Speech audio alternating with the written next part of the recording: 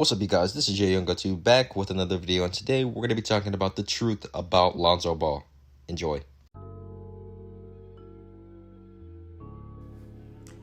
Back in high school, Lonzo Ball and Chino Hills was so dominant of a team. They pretty much played a whatever style of basketball, just running the ball up and down the court, getting easy buckets. With him, his brother, LiAngelo, and LaMelo, they dominated and easily winning the state championship in California. And they were one of the best teams in the nation. Fast forward, Lonzo goes on to college, and he dominates in his one season with UCLA. And the infamous Mike Orzimba said it himself. Meet Lonzo Ball, Steph Curry with a 40-inch vertical. Iconic, right? But for real though, Lonzo Ball, he was a dominant player going into high school and in college, obviously, in his one season with UCLA. And of course, the Lakers were stuck in the hype from his dad, and obviously we know all about LeVar Ball and what all he said about Lonzo and his sons. And Lonzo was selected with the second pick in the NBA draft. And at the time, it was a pretty good pick. I mean, Lonzo was a very talented basketball player, and he brought a lot of tools. He was 6'7". He had amazing court vision. He could shoot during that time. He had pretty much a full package. But we're now 3 years into Lonzo Ball's NBA career, and some people may have already put him off. Maybe he's just going to finish his career as just another average player, or may he just develop later on, like how some other Lakers players did, like D'Angelo Russell and Julius Randle. Lonzo is a very, very big curiosity in my eyes. Obviously, in his rookie season, in his first game, he pretty much got demolished by Patrick Beverley. But that season overall, Lonzo played pretty solid. He did make second team all-rookie. And, he also averaged 10 points, 7 rebounds, 7 assists. He averaged 2 steals a game. But, of course, he just didn't shoot efficiently from the field. He only shot 36% from the field, and he shot 30% from the three-point line. And you add that along with just his terrible free throw percentage. Oh my God, I've never seen a guard average that free throw percentage in my life. 45%. That is that's borderline unplayable. But he also, like I said before, with his steals, he was a very capable defender, and he definitely showed that during his rookie season. Due to his size and his athleticism, Lonzo definitely had the potential to grow. But his rookie season, he was really just adjusting to the NBA, but also Lonzo had a lot of health problems. He only played in 50 games that season, and he was averaging over 34 minutes a game that year.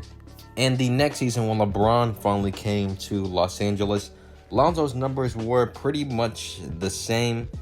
Obviously, he did have that one game where him and LeBron both had a triple-double. That was a really cool moment for two players to do that. That was history during that time. But once again, what ruined Lonzo in his second year was injuries. This man, I remember when he got injured against the Rockets, he hurt his ankle. And obviously, it was a lot of drama during that year with him and the shoe company and things like that, which was a pretty big distraction at the time for him. But Lonzo that year just couldn't really stay healthy at all. And the Lakers, obviously, they missed the playoffs, and LeBron was hurt as well. But Lonzo was actually a pretty big piece because, like I said before, even though despite he wasn't the best offensive player, he was still a pretty solid playmaker, and he was an amazing defender. As a matter of fact, he's one of the league's best, perimeter defenders, in my opinion. I believe that Lonzo is a super underrated defender. And now you fast forward into this season with the Pelicans. Lonzo's on a much younger team, obviously, with him and Brandon Ingram and Josh Hart and Zion Williamson and a bunch of veteran players. This year, Lonzo is actually having a career season. He's actually shooting 38% from 3, which is remarkably better. He's shooting 41% from the field. He's taking more shots. His free throw percentage is 56%. Yeah, we'll just move on from that. Just give him the benefit of the doubt. My goodness. But Lonzo, he's back to averaging 7 assists a game. He's averaging 6 rebounds a game, and he's averaging 12.5 points a game. So Lonzo's game has actually improved offensively.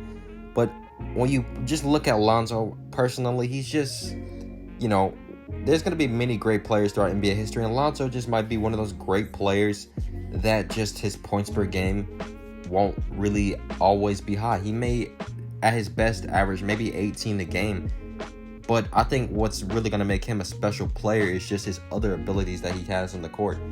He's more than capable of possibly one year averaging a triple-double, because he can definitely get the numbers up really, really fast. I mean, you look at his height, his defense, and you look at that aspect of his game too. Lonzo is going to be one of the league's best defenders as well. He's already shown it for these past few years. If Lonzo can stay healthy and he can play consistently, that will obviously help him out in the long run.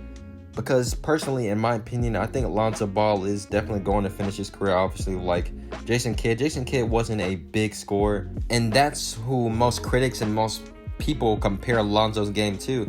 And personally, in my opinion, I agree. I think Lonzo Ball is going to just be one of those players that's going to rack up the assists and the rebounds and all the other aspects, but scoring isn't necessarily going to be something that is entitled for him. At his best, he may average 16, 17 points a game. Who knows? He could develop his offensive game more. But personally, on every other aspect of the game, Lonzo is really good in. It's just offense. His game still has a lot more room to grow, and he could become a much better player. But he's a much better playmaker, a better on-ball defender, and he's actually a lot more valuable to a team than a lot more other people think. It just doesn't really show much in the numbers. But Lonzo, he's only 22 years old, and he still has so much more room to grow. And this is just the beginning for him in his NBA career. This is only his third year, and time can only tell. But I hope you guys enjoyed this brief video on the truth about Lonzo Ball. He's definitely going to be a great NBA player, but his offensive game may not obviously the way that what people want it to be, over averaging 20 points a game and things like that. He may just be a solid scorer who averages around 16 to 14 points a game and does his job. But don't forget to leave a like and subscribe to the channel. Have a great day. Peace.